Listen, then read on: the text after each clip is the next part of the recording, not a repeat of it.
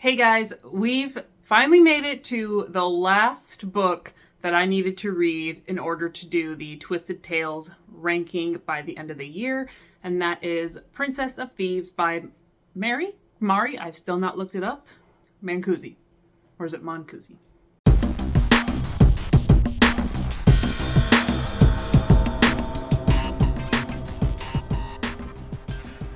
Welcome to the video. If you are new here, you probably stumbled upon this because you saw that we're going to do a little recap review on Princess of Thieves, which is the 19th.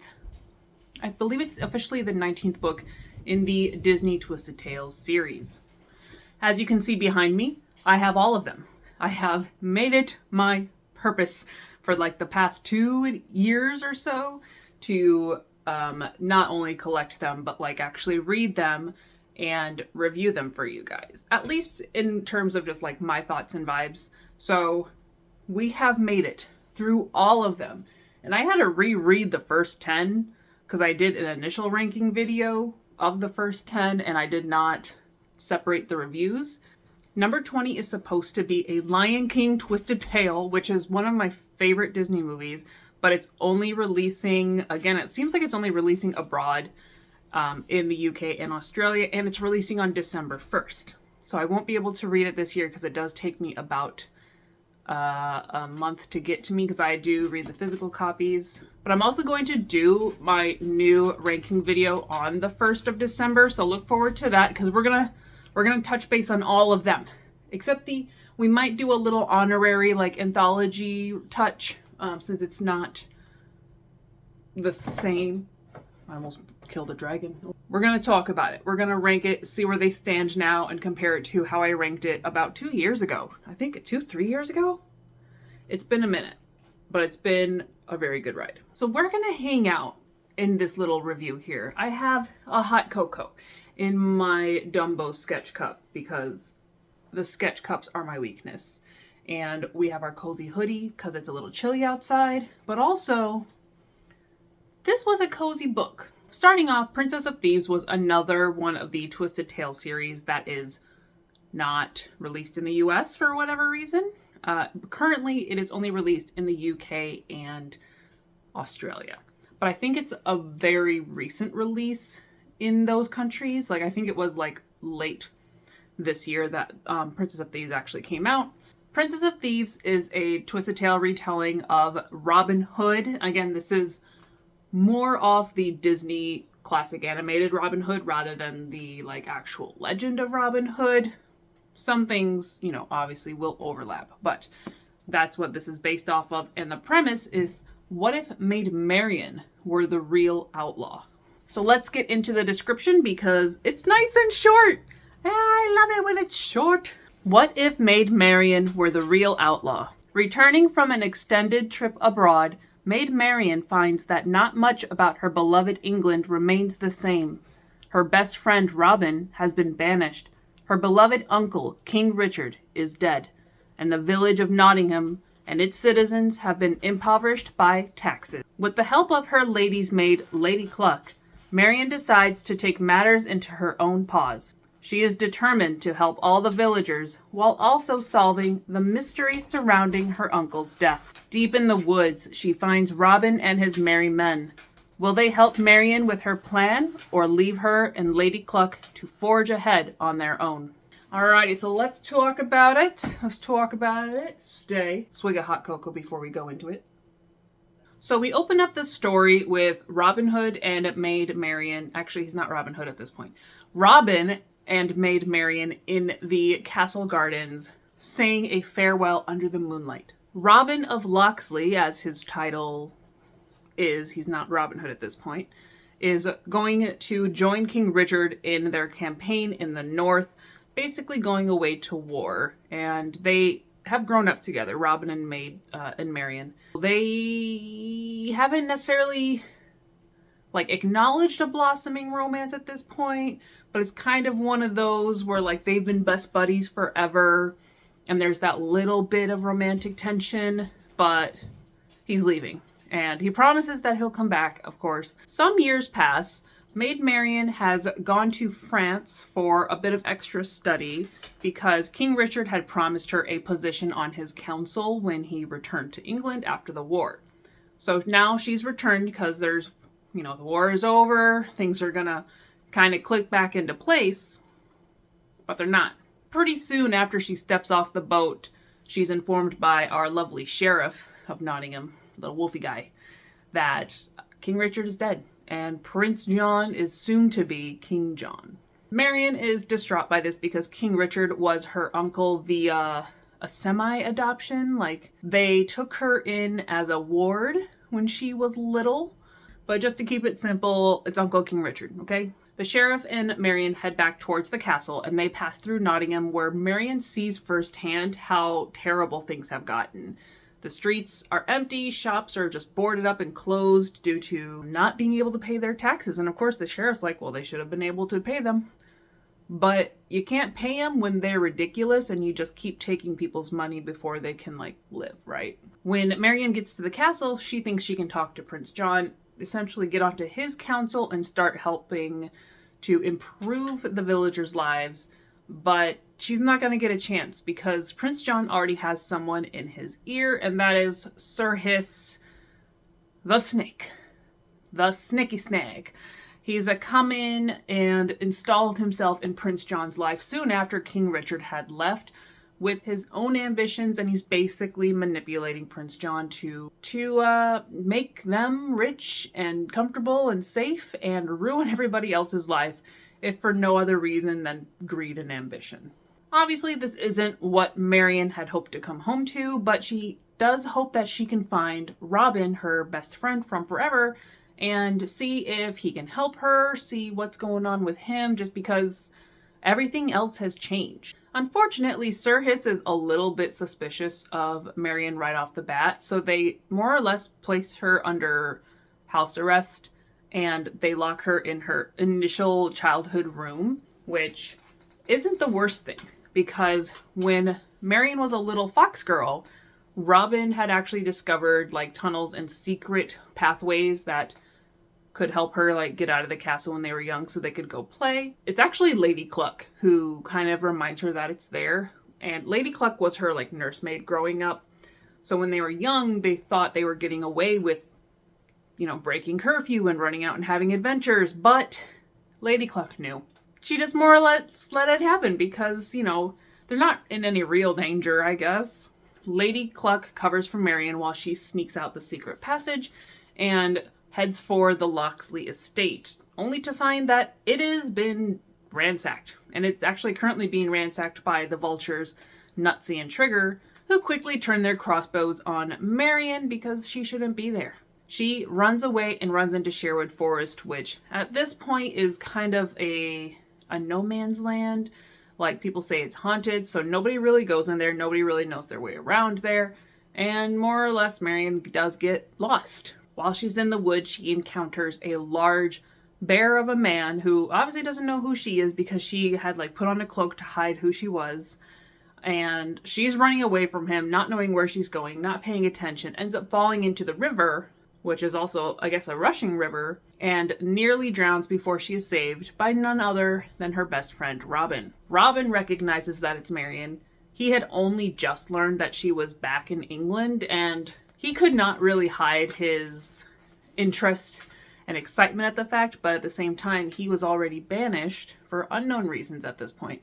Banished and could not just go and see her. He also didn't want the merry men teasing him more about his infatuation with her. He pretended to be aloof, but as soon as Marian stumbles back, or almost drowns, tumbles into the water back into his life, he's once again smitten and is breaking some rules to kind of help her. They take her back to the camp, warm her up. She tries to plead with them as the initial, is there anything we can do to help the townspeople? This isn't right. What's going on? Nobody wants to risk it. So Robin, Little John, his merry men, all of them are we're already on the run. They couldn't pay their taxes, so instead of being thrown into jail, they ran away, or however it happened. So they're safer out in Sherwood Forest where Prince John can't find them, rather than risking their lives trying to fight back and help other people. While both Marian and Robin to a certain point are disappointed with their answer, especially Robin, his own answer. He's like, I have to stay with my men. Like, I can't. We cannot face Prince John. We don't have an army. We are like 12 guys. As Marian's heading back, he does give her his hat and his cloak because her own cloak was lost. She ended up soaking wet, so his cloak and hat helped keep her warm. And while she's traveling back towards the castle, she happens to stumble upon Prince John's caravan as it's returning from a neighboring kingdom, lord's house, and there's a giant chest of gold on the back. Opportunity strikes. While the guards and everyone is distracted by, I'm not sure if the wheel broke or if they just kind of got turned over at some point on the road, Marian takes as much gold as she can, runs back into the woods. She didn't get away without being seen, so she's running, she hides the gold in a tree and runs into a clearing where she's quickly surrounded by the rhino guard and saved by Lady Cluck. So Lady Cluck swoops in and more or less takes out some of the rhino guard using her knight skills. Like, she was a knight, so she is trained in combat and everything. And it's just a very interesting thing for like her to be put in the position of the lady's maid from, Marian's young age and help raise her up while she has all these other skills as well. Clearly, they're not stopping women from joining the ranks. We just don't hear about any other ones. We can argue it's for convenience or she's like a secret agent. I'm going to go secret agent. Secret agent Cluck. Cluck informs Marian of her past and her true abilities, and they more or less decide to, for this once, work together towards making things better. So they find the tree with a bag of gold, and then they decide to distribute it to all the citizens of Nottingham that night. So like every family gets 3 pieces of gold. One family in particular, and that's the family of the rabbits with the little rabbit.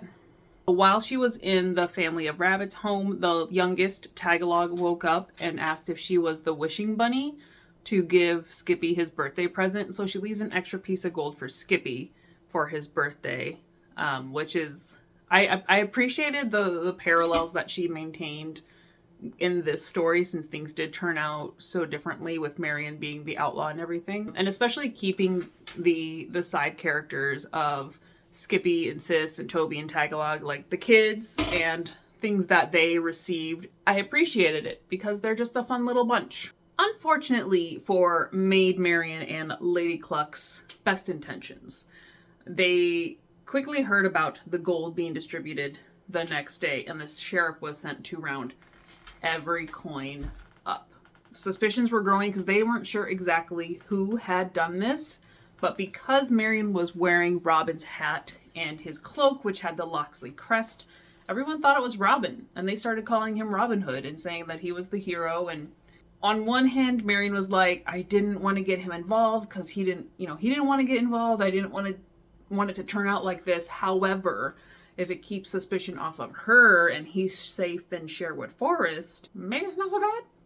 Maybe she can use this to her advantage. And she does, because with her being in the castle, she does eventually get free reign of the castle grounds itself. And she is able to, steal extra food, steal some jewelry from visiting nobles, and just do a couple different smaller, lesser noticed good deeds and distribute them throughout Nottingham, which increases the infamy of Robin Hood to the point where now there's a warrant out for his arrest. While Prince John is desperate to hunt down Robin Hood, he also decides to throw a archery tournament for Maid Marian to celebrate her return, but then it quickly turns into using Marian as bait to bring out Robin Hood because they were friends. So offering, a kiss from Maid Marian as the winner's prize, especially because Robin is still known to be the best archer, or at least the best that they know. So offering Maid Marian's, first they offer just a kiss, and then they offer her paw in marriage. We do use paws and feathers and other animal appendages in place of like hands and feet and stuff, which is fine, I guess. It's a little off-putting at first, but I guess it does make sense in the sense of the world.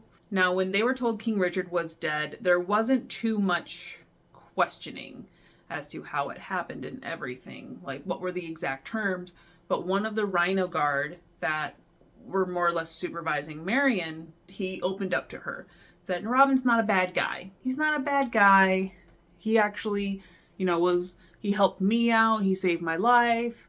And this is exactly what happened that night that King Richard died. Like, Robin was the one in his room supposed to guard him, and for whatever reason, he didn't, and the king was killed in his bed.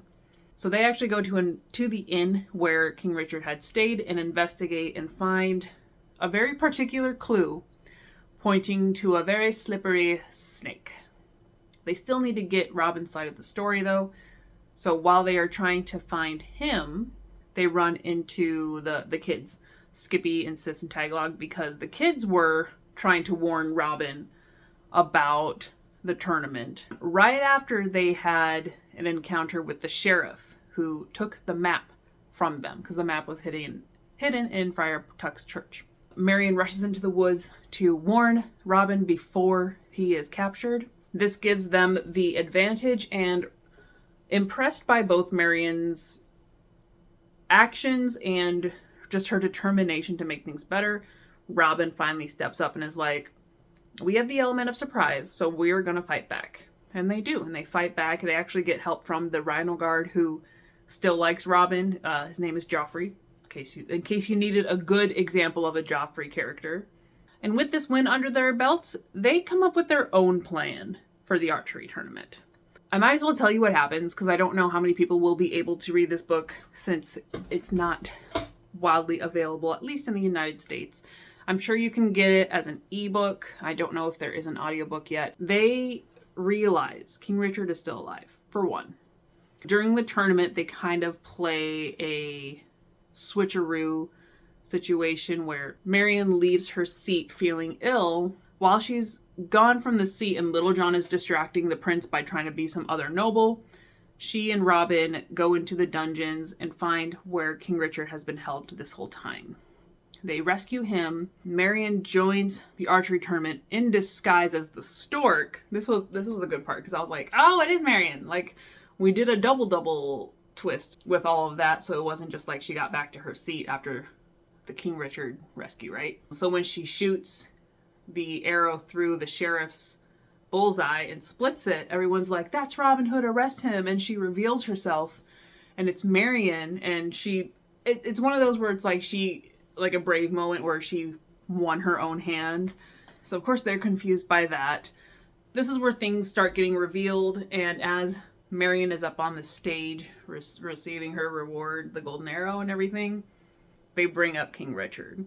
And that's where everything that Prince John and Sir Hiss have been trying to hide collapses beautifully, and the right powerful King Richard is restored to the throne.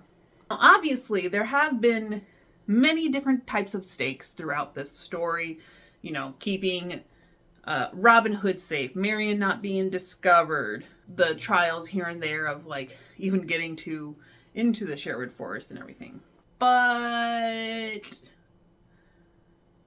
I don't think there was a point where I was severely worried of actual bad things happening. So it's there were stakes, subjectively or maybe objectively, they were pretty high stakes, especially, getting caught and then possibly hanged. But I wouldn't say it was high palpitating stakes. It still maintained a cozy vibe for me. All of the chapters were pretty short as well, and we did bounce between a couple different POVs, which helped the pacing move along very quickly. And I think maybe that's also why I didn't feel like it was such heavy stakes, because you kind of had a dun dun dun moment, and then you start the next chapter, and almost within that page or so, you're out of the danger and whatnot. So it wasn't a persisting danger, but it was nice, and I'm going to use the word again, cozy. Take a sip of hot cocoa every time I say that. But it was an enjoyable ride. I wouldn't necessarily call it a romance or even a budding romance either, because they kind of had a relationship established. If anything, it was a challenge to their relationship, and it did overcome that challenge of them just having different opinions and different intentions on how to handle things going on, but they eventually got back together. So there were like, little tidbits of like romantic lines, but it wouldn't fall under my category of like romance either. It was very much, here's a young lady who, she's politically trained. She does get training from Lady Cluck in basic combat, because after that first incident where Lady Cluck rescued her, she's like, you need to learn how to fight, because if I'm not there, like, you need to at least be able to get away. Marian's rise to becoming an outlaw felt achievable. Like, she was already a fox, so she had a little bit of an advantage.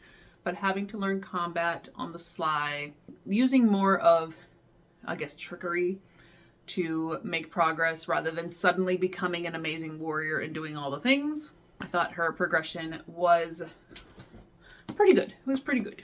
And I don't know what else to say. I don't know. I'm very excited to have completed it. You're gonna go right there.